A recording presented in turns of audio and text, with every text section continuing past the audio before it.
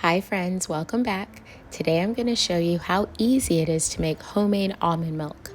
Fresh, clean, and way more affordable than store-bought. I'm using my Almond Cow milk machine, but you can also use a blender and then strain if that's what you have. For this recipe, I use 1 cup of whole almonds, no soaking needed with my machine, but if you're blending, soaking overnight gives you a creamier milk. Next, I add 2 dates for natural sweetness. I always keep dates in my fridge just for almond milk. Then I use a pinch of salt and a splash of my homemade vanilla extract. Add the water, and that's it.